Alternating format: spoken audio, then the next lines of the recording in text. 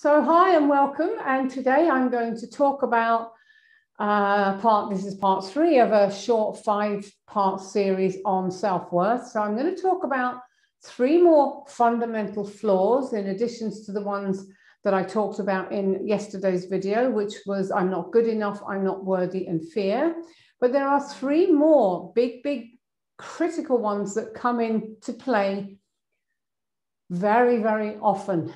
And I see these all the time with empaths and with people dealing with narcissists, but certainly a lot with empaths. So the first is feeling guilty and selfish.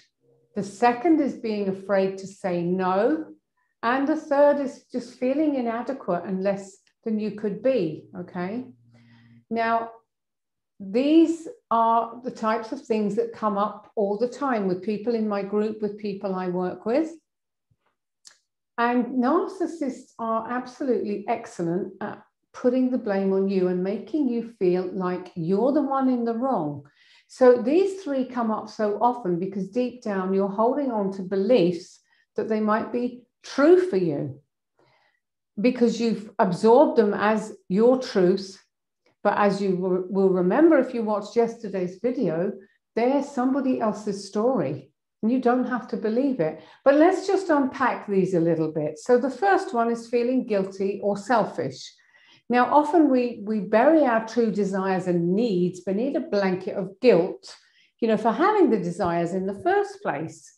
And we might say, oh, well, it's selfish to want X or Y or Z, or maybe I'm expecting too much. And, maybe this is normal. And, maybe the fairy tale doesn't exist and all this sort of stuff.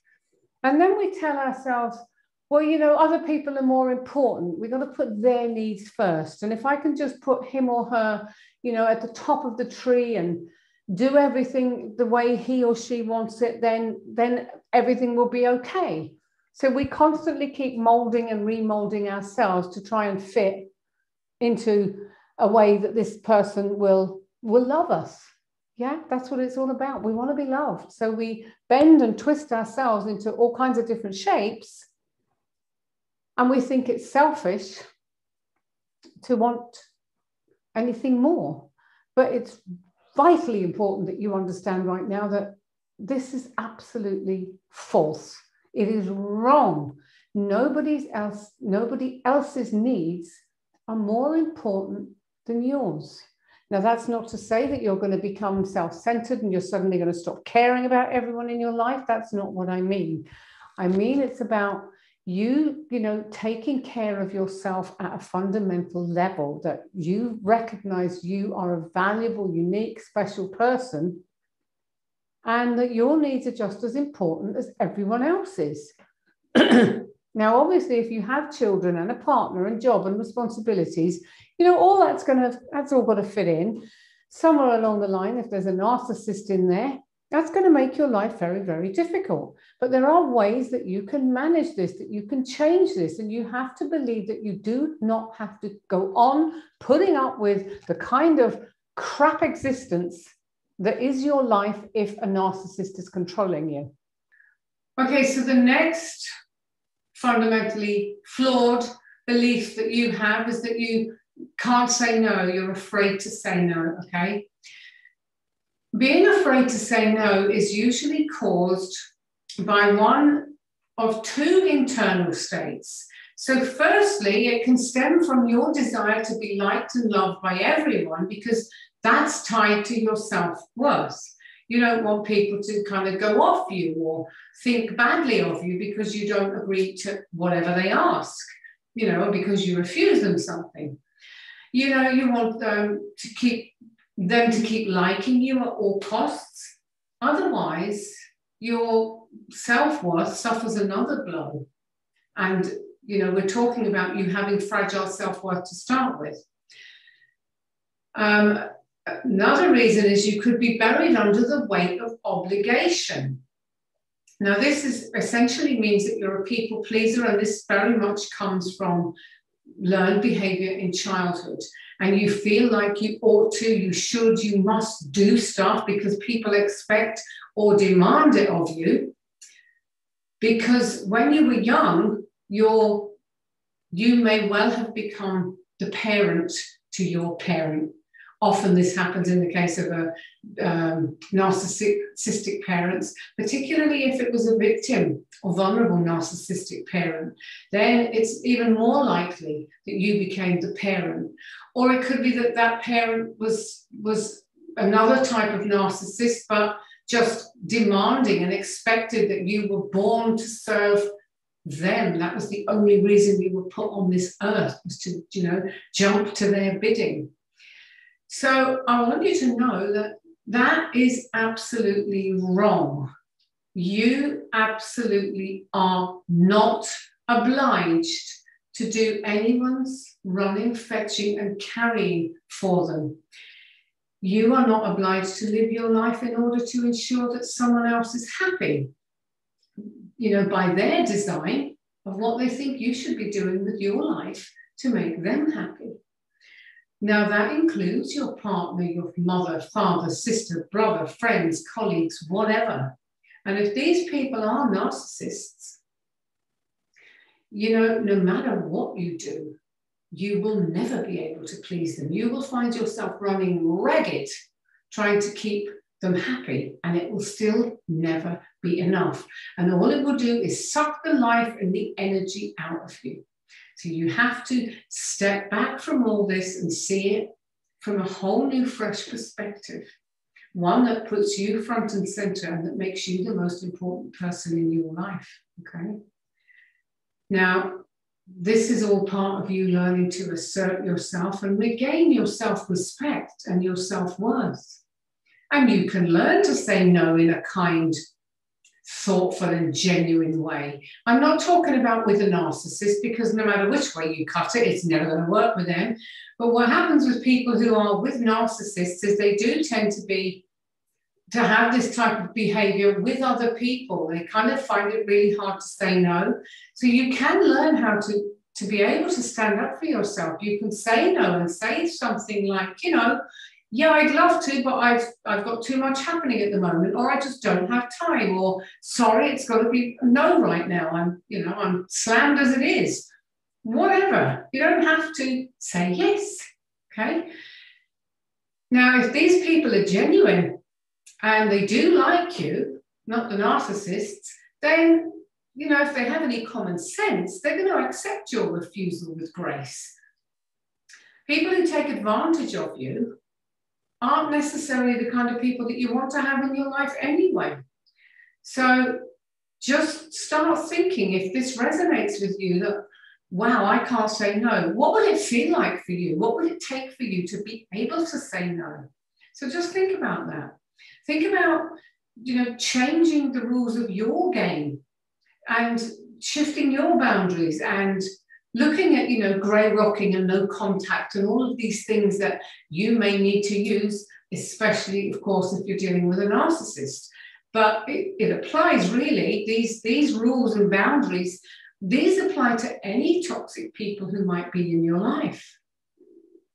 Now, on that note, I know of so many people who told me that they were doing a certain job or whatever because a certain person in their life, forced them into it. They just couldn't say no, and it was like they were railroaded into entire careers that they hated just to keep their mother or their father happy. So you have to be prepared to back up and determine what you want for yourself in life and say no. Stand up for your right to be who you were meant to be in this world and in your life.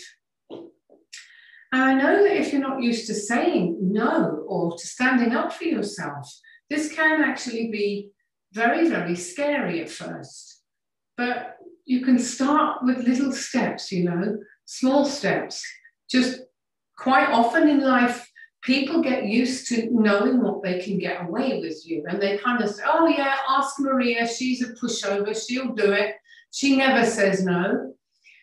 If there are people in your life who say that type of thing about you, then you can just maybe pick one, the one that you feel would be the easiest one for you to actually stand up and say no to, and just say, you know what, no, I don't have time this week, or whatever. And that's usually the easiest because it's not confrontational, it's just a fact. Sorry, I don't have time this week. And it does get easier with practice.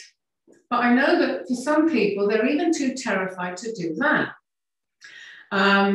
Obviously, if it's an abusive, violent relationship, I am not suggesting that you push that person by saying no or doing anything that aggravates or might aggravate that person to be violent to you. What I always say, if you are with a violent person, get help, get onto one of the domestic violence lines for women, or there's not many for men, unfortunately, but there are some. Get in touch with an agency or some organization that can help you to get out, and don't ever do anything to provoke a violent outburst, okay?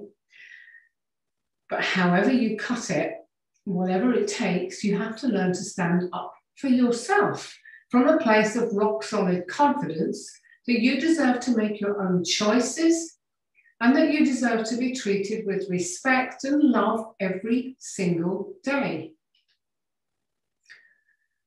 Okay, so the next one is the feeling inadequate, the less than you could be. And this is very connected with I'm not good enough, but it's slightly different, which is why I'm talking about it as a separate one. So many people that I deal with actually reveal this as a key issue to me, and they always feel that everyone else is better better looking, they're luckier, they have more, they are more. So this is about you comparing yourselves negatively to other people. And I always advise people to stop this immediately. Stop it right now. Because when you compare yourself negatively to others, you're just denying your own uniqueness and your own beauty. And I don't mean that you have to be a beautiful person in, the model sense. I'm not talking about that. I'm talking about, the priceless, unique person that you are on the inside, as well as the outside, the priceless person that you are on this earth. And what you have to understand is absolutely nobody, not even the most beautiful, richest, gorgeous person on the planet, is one single iota or ounce more valuable or worthy or beautiful than you are. Absolutely no one, not one single person. Okay, I want to stamp that on your forehead right now. But instead, please write something down that encapsulates that message for you. Just right now. Grab your pen and paper if you haven't got one already. I forgot to say, always have a pen and paper if you're watching my videos. And write it down and put it somewhere that you will see it often. No one is more special or unique than I am in the entire world, okay? Now, here's something else that I want you to consider. If you're currently feeling really inadequate or less than you could be, this is actually good news. And why might that be? I bet you're wondering. But basically, it's because it means that your inner you, means that your inner you is telling you that you can be more, that you deserve to be more. I don't know if you're familiar with the teachings of Abraham Hicks, but they teach us that pain is an indication that you've moved too far away from your own inner brilliance, and that emotional pain is a sign that your real you wants you to get back to where it belongs. And that's something I firmly believe in, and I use that concept in my therapy when I'm helping people to heal, and it's very powerful. And that part of you wants you to get back to a place of inner peace and harmony and just genuine, unconditional self-love. And it's actually deeply profound, but it's deeply simple. So if this, this feeling of inadequacy and not being enough and comparing yourself negatively with others, if that applies to you, then I would urge you to examine more closely what it is you truly want to achieve. What do you want to desire? What is it you truly desire, should I say? What's your heart telling you? And tune in and listen to it. And getting to that point of knowing will help you then to know what steps you need to take, the action steps you need to take to achieve it. But it always starts with asking the right questions and with tuning in and with listening. And obviously then taking the action that you need to move away from the stress and as much as possible to move towards a happier, more peaceful life. So that is it for today. All of these videos, I make them deliberately short because it's quite heavy stuff that we're talking about here. So if you spend 10 or 15 minutes a day with me on these videos and really think about what I'm saying, you'll really start to get a deeper understanding of yourself. And this will help you with your healing. You know, I absolutely guarantee it. It's always about tuning in, understanding yourself, being gentle and kind with yourself, and it will help you. So please check, do some of these exercises and let me know. Come back to me and let me know how you get on. And in the meantime, of course, if you really want help to fast track your healing and you want to work with me directly and you'd like to know how we might do that, then do check in with me, connect with me. I do offer a 30-minute crisis to clarity session where we can really dig into what's going on for you. I can get very quickly to the crux of what might be the big issues for you and give you some very, very solid tips on what you need to do to start really rapidly healing. And that may involve working with me one-on-one, which would be amazing. But we can fast track your healing as well. Some people, they love my videos and they say, it's great, I love what you're sharing, it really resonates with me, but is there a way to just make all this happen quicker? And there actually is. So yeah, if you're in that camp, then by all means, reach out to me and let's talk. And if you're looking for more support, then I definitely recommend you check out my Facebook groups. I have some amazing people in my amazing Facebook groups. So if you just want more community support, then please come and join one of my Facebook groups. So I look forward to seeing you. Thank you again, and I'll see you again soon with more videos about how you can heal from the effects of narcissistic abuse. Thank you very much. Bye for now. Thank you very much indeed for watching. I do appreciate your time and I hope you found that helpful. Now, if you'd like to see more videos, click subscribe and hit the notification button so you get alerts when I post new videos.